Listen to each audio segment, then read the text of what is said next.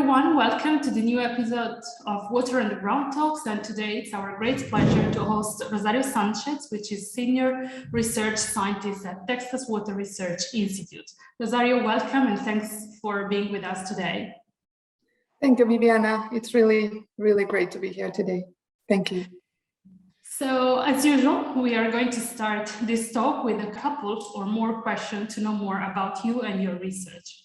And the first question that we would like to ask you is, how did you first develop your passion of for water, and if you can tell, if you remember, if there are any particular episode or people that you met along the way that helped you to define your area of focus. Yes, thank you. There was a combination of factors, I guess. And the first one, I was working for the Foreign Ministry of Mexico. I was a Foreign Ministry diplomat before I got into water. And I worked in the Consulate of Mexico in Yuma, Arizona. And I was assigned to that consulate after 15 people died, trapped in a truck, trying to cross the border between Mexico and the US. So the government of Mexico decided to open a consulate there, and they sent me in and other teams. And after a while, after a year or so, I became interested in the project of water being treated on the US side and sent back to the Mexico side. And that was referred to the Minute 242 signed between Mexico and the US in terms of salinity issues of the Rio Colorado River. So it was very interesting because I was really focused on the human part of the relationship between the two countries. But then I realized there was another huge, big issue topic that also took place, and it was water. So I said, wow, this is interesting. I mean, water does not respect boundaries, and we can actually agree on something together and make it work. I mean, that Minute 242 that was on the 70s was really, I would call it successful. It has its issues and it's not perfect and everything you want to call it, especially related to groundwater. But it's the only one that actually exists in the border. And it's very, it opened my eyes to a new way of doing things at binational level. And that's how I became interested in water. And then a lot of other things became, involved. But that was my first approach and my first questioning as a scientist of what's going on here in terms of water. Thank you so much for sharing.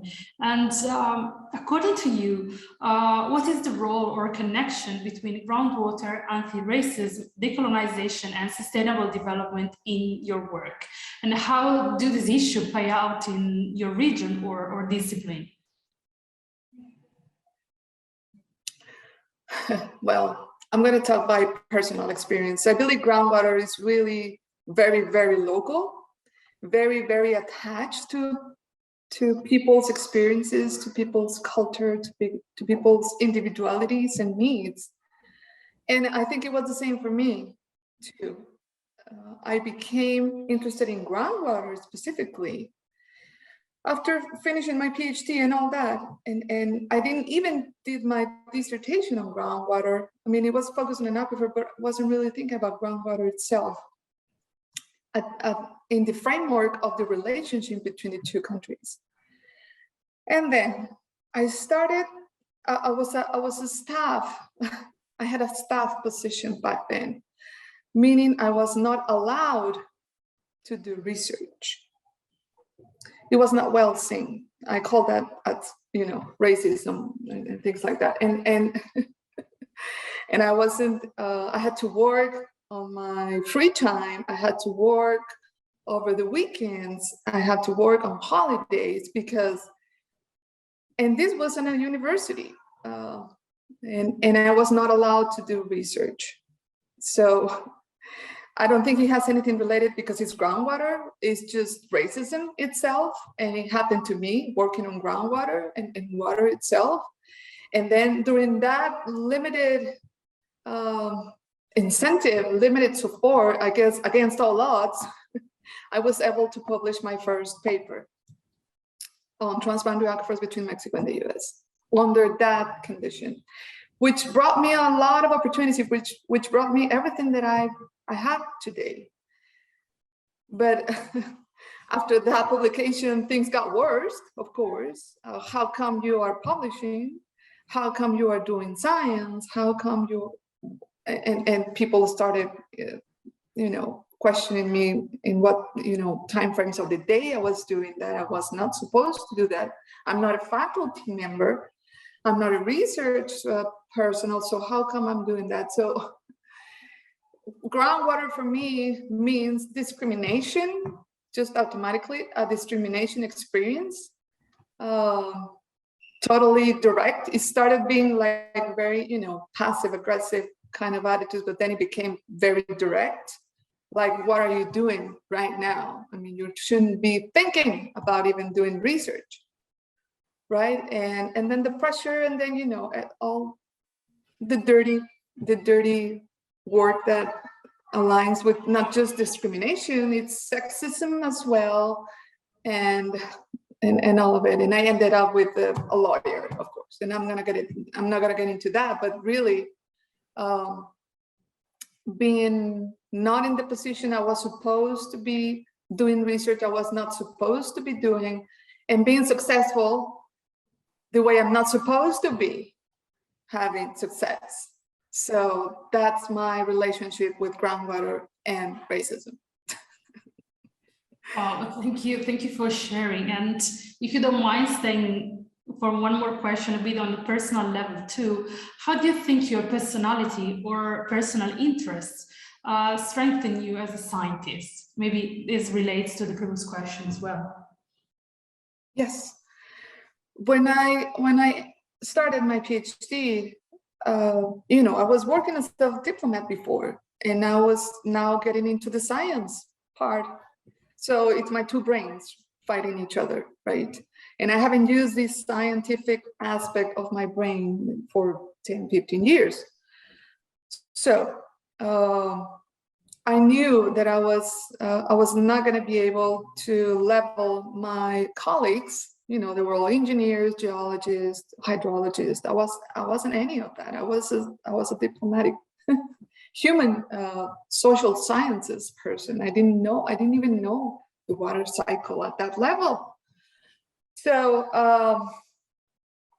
I said it cost me a lot. I had to do I lived for 4 years just on the books and just after hours with professors, after hours with friends and all my colleagues, which I totally in debt forever because they were able to carry me on something that I was able to understand and develop and all that.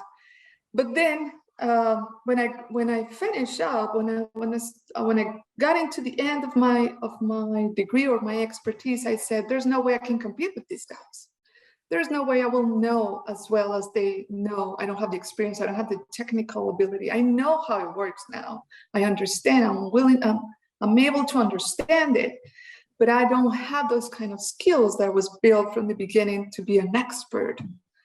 My only I guess my niche that I have, the strongest part that I have was diplomacy, was international relations, was knowing, understanding the culture, the history, and not just US, Mexico, this is worldwide, understanding people and being able to talk to each other. So I said, okay, there's what my strength is. International relations, shared waters across boundaries, shared waters between Mexico and the US. I can compete with that now because my colleagues didn't know any of that, didn't know how to what's going on the other side, what does it matter, why it's not just about water, it's just about culture, history, economics, politics, everything plays a role, an important role in there. So that's how I guess I was able to find my way, to find my spot and make the best of it. I think. Yeah, thank you. I think you found, yes, of course, indeed. And is there any advice that you would like to share with the next generation of groundwater scientists? Well, you have to be multidisciplinary. It's not enough now to be an engineer. It's not enough to be a geologist. We need to know about everything now. The challenges that we have today are not limited to one expertise. We need to know of a lot of things at the same time to be able to address the big challenges that we have today. They are all, worldwide assessed. They affect us in different ways. Everything is connected. It's climate, it's water, it's the soil, it's the land, it's the environment, it's everything. So, and everything is related to social economic systems and political priorities. Everything plays a role. So we need to understand the management part of our natural resources, not just water. And the management involves everything. But you need to understand all those disciplines and how they play together. So it's not enough. We need to keep learning. We need to keep adapting. We need to I guess, expect more and ask for more. It's not enough to be an engineer. I mean, not anymore. And our challenges are much, much bigger every day. So learning never stops. And the more we learn from different backgrounds, different umbrellas, different topics, the better we're going to be fitted for this future. Also, I think it's a great advice. And also, if I can add, it's really fun to be interdisciplinary. You can learn lots. So you can get more and more from all the disciplines. In terms of knowledge, is there any academic paper or another form of knowledge that has impacted you the most? And if you have one, maybe you can tell us also why. Yeah, the paper that I was able to publish under jail. I guess that was not allowed to publish or work on that. So that's the paper that I always refer to. Yeah, the 2016 publication, which is the first assessment, the initial assessment of transboundary aquifers between Mexico and the US. It was really done under very dramatic conditions. And that helped me get into the 2021, which is the updated version, now free, outside and with all the support and with all the time and with all the learning process. After these, I guess, 10 years, we were able to publish now a new version, much updated, much robust, scientifically speaking. And we were able to publish that last year. So it's version 1, 2016, under very extreme, dramatic, not ideal conditions from every point of view you want to think about it. And then the 2021 paper, which is the one that I can feel now that I can retire because it's a much more robust, serious analysis that it was done from scratch now. It is done from scratch, and it took all the elements that it needed to be taken in order to be considered very useful, hopefully for both countries. Well, thank you. I think it's important to stress that there is always something behind the paper, behind the publication. When we read a paper from a colleague, we never know that maybe, or we often don't consider that's a lot of effort, energy, personal struggles, and so on and so forth. So thank you very much for highlighting that. And we're really looking forward to moving to the second part of the talk and to hear more about your work. So what I want to talk today is how make groundwater visible from a transboundary aquifer perspective, and what does it really mean? What do we really mean by saying invisible and groundwater as well? I'm going to talk about the case between US and Mexico and transboundary aquifers. And this is a topic that I find fascinating because it's really attached to my personal life as I experienced. In 2016, as I mentioned before, we were able to publish the first initial assessment of transboundary aquifer between Mexico and the US. And those were based just on available data, which means not much data, and just put together pieces of puzzles that were available, and we just made them together. But that didn't mean that we're actually talking about the true boundaries of the aquifers across. So, but this was an initial assessment just to figure out what we had back in the days, and the greener or the green part means we have enough evidence to say they are transboundary. The dashed part or the cross line part means we have some evidence, and the red ones means we do not have evidence of their transboundary nature. So that's how far we were able to get in 2016. But then after 2 years, we knew what we had done in 2016. And I said to my colleagues and my geologist, my co-author, Laura Rodriguez, which I really was very lucky to find her along the way. I said, we need to do this right from the beginning, and we need to start from scratch, because there was no scratch back in 2018 between aquifers between Mexico and the US. So start from scratch, meaning start with the geology and do a correlation, geological formations across the country. And we started with Texas, which is huge, 60% of the border. We developed a unique methodology that we were able to apply to Texas and Mexico, starting with geological correlations using lithological criteria, topographic criteria, water quality criteria, to identify those units that will have good aquifer potential and good water quality across. So what you see right now, it's basically the result of that 2018 research, which has the more the green, the better the aquifer or the formation. And those are hydrogeological units across Mexico and Texas. The pink part means those are formations with no good aquifer potential. And those orange, we don't have enough data to say much on those. So you see there's important stuff going on out there in terms of geology across, but also what are the focus, what are the hotspots, where are our reserves in a transboundary level, and where should we be focusing on for the future? Now, I said to her, well, it's not enough to do it just for Texas, right? We still have the other half of the border.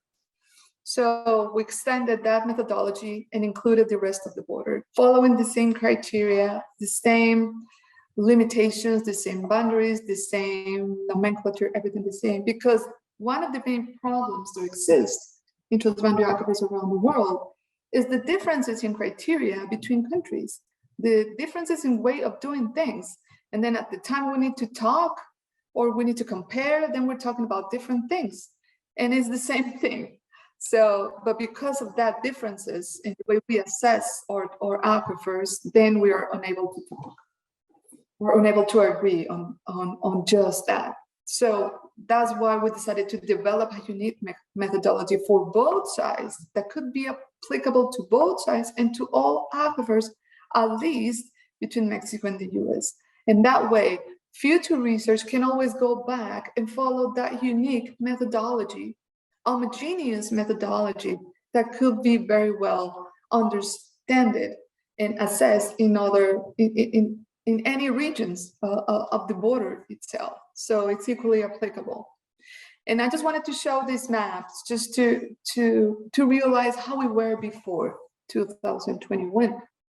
And if you look at geology across the border between the two countries, the bottom part, this is California, this is US, and this is Mexico.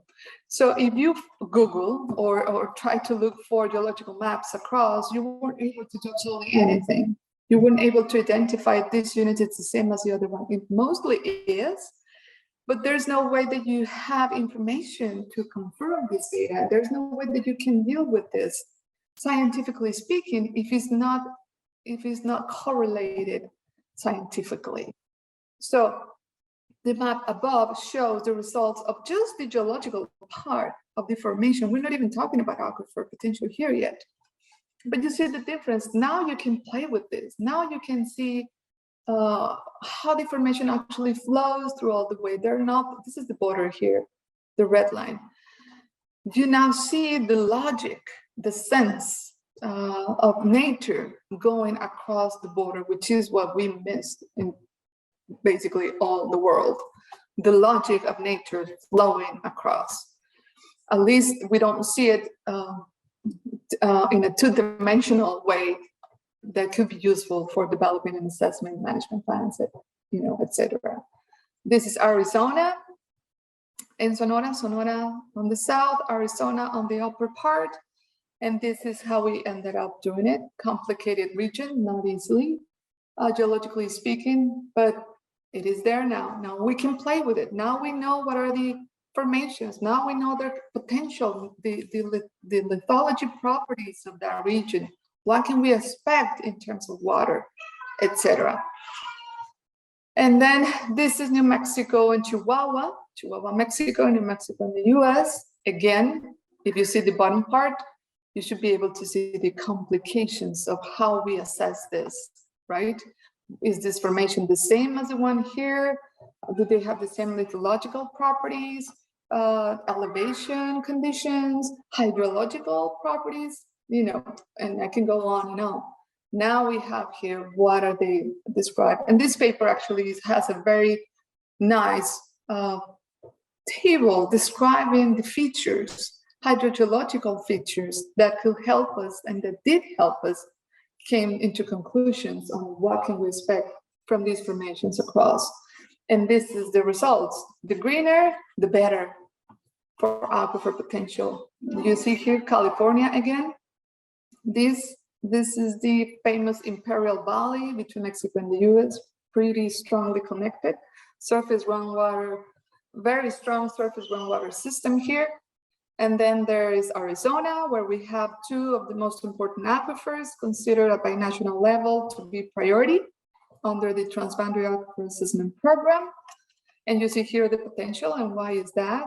But again, these pink areas, not much information in that area.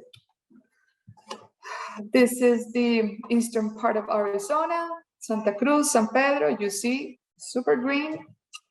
This area here depends basically 100% on groundwater.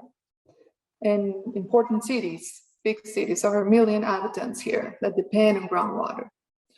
And then New Mexico and Chihuahua, again, Chihuahua, it's headwaters of the Conchas Basin, which feeds the Rio Grande to the Gulf, and which is supposed to bring water to Texas under the 1944 treaty.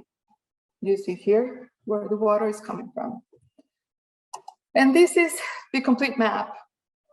These are the 72 hydrogeological units identified between Mexico and the US.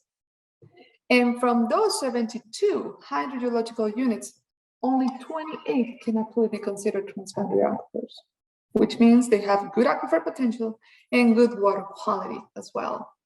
And you can see that in this map here. The greens are the good ones, the pinks are those that are not good in terms of aquifer potential. We're talking about if you from the picture, you can easily see we're talking about half or even more, half of the border with good aquifer potential. A border that is not regulated in terms of water, in terms of groundwater, I'm sorry, not just surface water. We do have a treaty, but we don't have much on groundwater. And these are the binational implications, as I've already mentioned, 28. And the pressure that is going now to groundwater, and we don't have a treaty, we don't have a minute that specifically addresses groundwater.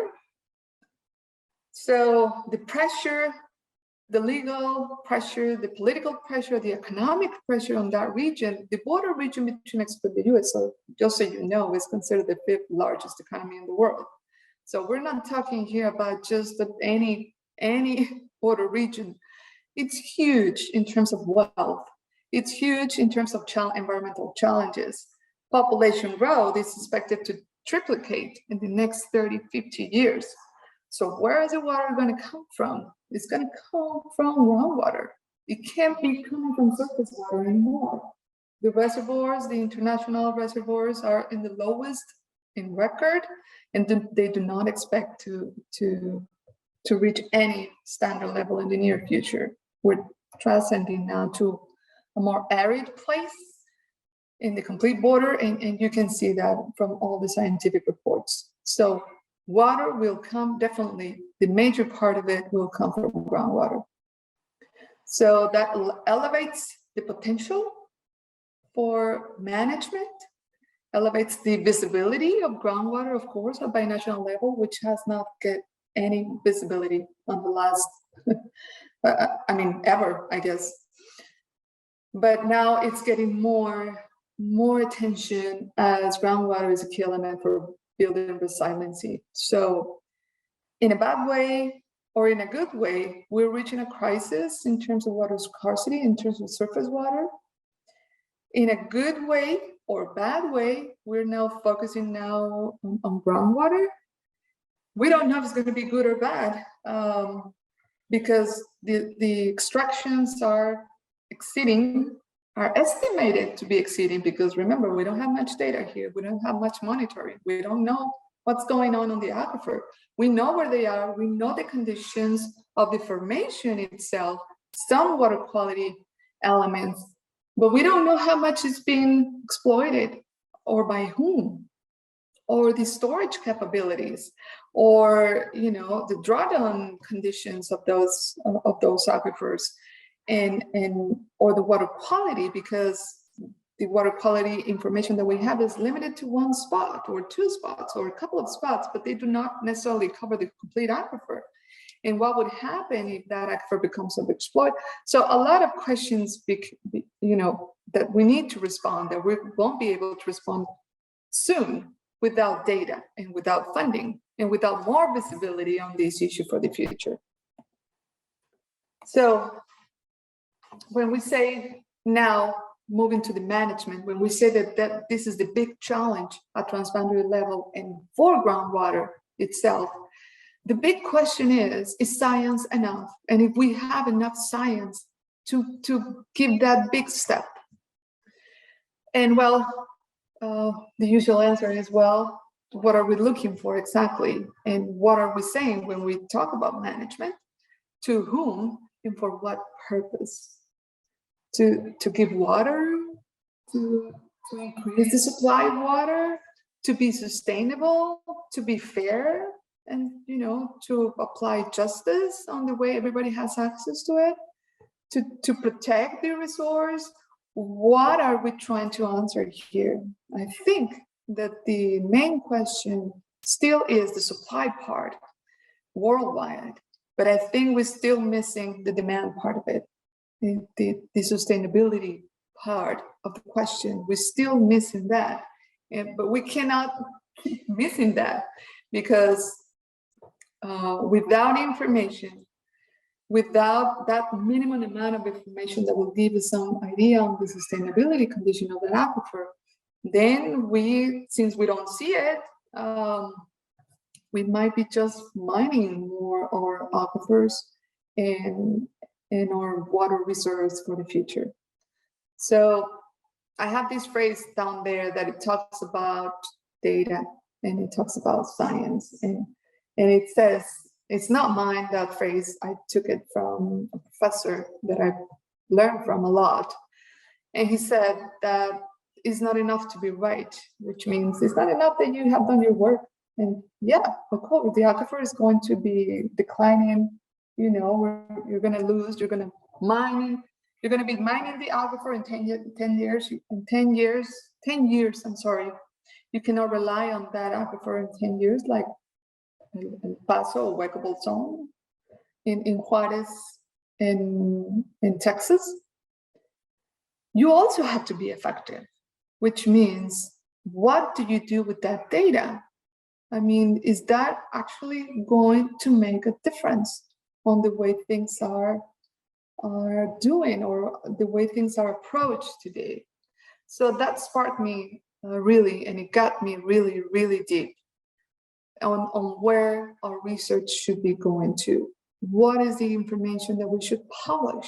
What is that the information that will be robust enough to help make an informed decision? Because we're not going to have we're never going to have enough information. We know that, right? But we always want more information as scientists. We always need more data. We always want more data. We want to be 100%. We want to be 99% confident. That's our nature. But that's not what is needed sometimes, or most of the times. Most of the times, we just need enough certainty for that information to make a decision. And so the big question is, what is the minimum amount of data that we need in order to make a decision? And in other words, the way I translate this to my students, and whenever I have to talk to policy that is not involved in water or groundwater, is what is the question that you're trying to answer? What do you want to know? I mean, what is the problem that you're trying to answer? And then I will look for the minimum amount of information to give you that. And I will tell you for sure, or for certain level of certainty, what can we expect from that, and what I cannot tell you based on the available information. So that really makes a difference in the way we assess science, in the way we communicate science, and the way we actually play a role in the decision-making process. So, and I already mentioned some of this. What are the problems we're actually looking at right now? And trying to see this in a different way to make groundwater more visible and to make scientists more visible. Sometimes it's us. It's not groundwater, it's us. We're not communicating groundwater as we should. The groundwater interests, we're not being a very good lobbyists out there. So we need to understand the complexity of the system and this in the institutional setting at the same time, which are very complex, both. And that's why we need to not just focus on the science itself. We need to start working on other, topics and areas of expertise to be able to be useful. We need to talk about climate variability and understand its relationship with resilience capacity, the uncertainty, climate uncertainty. It's not even climate change anymore. It's not even climate variability anymore. It's climate uncertainty. The uncertainty of not knowing if we're going to have water. If you were a farmer or an irrigator or anyone that is looking at how the climate is changing outside their window, am I going to have water tomorrow? How to deal with that? That's not climate change or climate variability. That's uncertainty. That creates anxiety, and not just personal anxiety, it's the social anxiety. And we've seen that on young generations, that they don't know what to do and how to face that. And that's very important. That's why we need to understand now history, culture. We need to build trust in our institutions, in our in our leaderships, of course, and community capacity. Start working on our communities and integrate them as part of the decision-making process and the solution process as well. And of course, deal at the same time with the priorities of the agendas, global agendas and binational agendas. In this case, between Mexico and the US, there are enormous priorities here that exceed by far groundwater frameworks or legal frameworks. They recognize the need, but there's just not the priority out there yet. I guess they're waiting for the next cycle of the water treaty, and let's see how that plays in the priorities of the binational agenda. But now let's think about the opportunities. If we think about opportunities, well, there are power asymmetries versus water asymmetries. If you think about both countries, Mexico, US, we have power asymmetries. They play a role, they make a difference. But when it comes to water, then those kind of, vanish themselves a little bit because it leverages up the power of negotiations. Because we all depend on each other of water, and we all equally vulnerable, because Mexico has headwaters of the Rio Grande on one side, and the US headwaters of the Colorado on the other side of the border. So it becomes pretty interesting the way the asymmetries, the power asymmetries balance off when it comes to water. And of course, surface and groundwater. We always talk about surface. There's a treaty on surface water. We don't have a treaty on groundwater. There are structures, legal structures for surface water and different ones for groundwater. We just don't have that mindset yet to think about water as one, water conjunctive management of this cycle. Surface and groundwater, we need to think about those. We're going to be more resilient if we think about those together, because they are together, they behave together, they belong together, and they don't work with each other without each other. So that's very important to understand, not just physically, not just scientifically, but also it has to be represented in a way that makes sense institutionally and legally. And I've talked about this a bit before, cooperation versus effective communication. Yes, we talk to each other every day. We talk about every topic every day. There's Mexico is the first commercial partner of the US. Texas is the first commercial partner. Mexico is the first commercial partner of Texas. We just can't live without each other, right? We will communicate effectively. That doesn't mean that the results of that communication are actually resolving the problems that we have, and that applies specifically to water itself. We have problems of communication in terms of surface water, even though we have a treaty, and we have a communication effectiveness problem in groundwater, 100%. So 100%, I mean, there's nothing going on in terms of effective communication. We are not recognizing the need to talk about this yet. Most of it because it's part of lack of information, and because we probably are not ready to face that monster of water shared, or it's not the monster of water, I would call it the monster of sharing. That's a big concept there, sharing. And when we share, it doesn't, it's like a shock to international paradigms, right? Sovereignty, self-determination. And now you're telling me that I have to share? There's a boundary there. I have to share? Well, you are sharing, naturally speaking, physically speaking. It's just that you're not able to understand that you have to apply that shareable concept into your institutional framework. How do you do that? I mean, when there's just power relations in the world governing, and boundaries are strictly even more every day enforced. So, especially between Mexico and the US. So how do you deal with that? It's a shock, again, to the paradigm of power relationships between countries. And then temporal leaderships versus permanent initiatives. Yes, we do have a lot of leaderships around, but they are temporal. They are good when it comes to groundwater. They are good, they're local, they are individuals, they have done their job, but then they move on into something else, and then they went off. So we need to invest a little bit more in permanent initiatives and formal arrangements, if we don't want to call that agreements, because that's more binding. But that's the only way to do is through permanent initiatives, and because water issues are not going to end, they're not temporal. They're either get worse or get better, but they're not temporal challenges. So, and I just want to close pretty quickly on some key tips or questions that we need to ask ourselves. And whenever we're talking about groundwater and transboundary aquifers or transboundary waters, but it really applies to all the conditions of groundwater. We need to be able to separate. And how do you separate facts from perspectives? And how do you deal with those when you come into a negotiation table? Everything is about negotiation when it comes to water, because we all depend on it. And water moves around, especially surface water, and groundwater, well, we share it.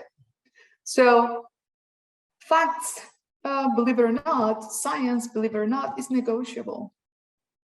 The IPCC reports that we see from the UN, I mean, those numbers that we read there are numbers that are being negotiated by experts, by scientists. It's not a straightforward answer. It's a negotiation process. It is a social process. So it's negotiable. What is not negotiable are the perspectives. The perspectives are built based on culture, history, experiences, politics, the way you were raised, your values, your principles. Those are not negotiable. I mean, we need to be able to recognize the differences between those two and how you use them when you are trying to negotiate with your neighbor and when you're trying to agree or look for a common path. Science is negotiable. Perspectives are not negotiable. What we could think about and start thinking about now is avoid the use of ownership. Just the use of the word itself would make a big difference. Ownership and who owns what and what are rights, who owns what. We need to start thinking about the benefits of it and how we negotiate the benefits. The utilization, the shared utilization of transboundary aquifers could bring people together more easily, more successful than who owns what. Because ownership always brings conflict. Benefits makes it a different case. And I've talked about this, permanent dialogue, it never ends. It has to be effective. The legal principles that we develop need to be adapted. They need to be flexible. Because why? Because we live in certain times, and I don't think that's going to get any better in the future. We need to build ourselves and our systems and our structures in a way that can be flexible and adaptable to the current needs or current, future, or unexpected needs for the future. That's a big challenge, and that's easy to say, but that's really what we need. And of course, and very, very important, the ability to commit, and not just to commit, but to be loyal to that commitment in the future. That makes a whole difference. If you commit to something that shows respect to your neighbors, that's going to last forever, and that will make definitely things easier. That's the way to build trust, and that's the way to build future relationships. And I just want to end with a definition of what is transboundary effective communication, because I believe that's the key for the future, or on how we want to address this in the future of transboundary waters. We need to understand it as the social environment where individuals and organizations located in different geopolitical jurisdictions assess each other's verbal, written, and any other forms of expression to evaluate whether they are trustworthy, respectful, and committed to their respective statements, principles, and values. And if you read this over and over again, you end up, I mean, from my perspective, in short words, it would say, the more you respect yourself, your principles, your values, and your word, the more you're going to get respected by your neighbors, and the more you're going to build communication, effective communication in the future. And with that, I'm going to end up. Thank you very much. And I hope this was very useful. I hope it helps. And I hope it's been significant for making a difference out there. So thank you. Well, thank you very much, Rosario, for this very interesting and inspiring presentation. I think you gave a lot of food for thoughts for our viewers. So thank you for being with us for the Water Underground Talks. Thank you, Viviana, for the invitation. It's really a pleasure getting to know you, getting to know the program, and getting to be useful, hopefully, So anytime, we're here. Thank you.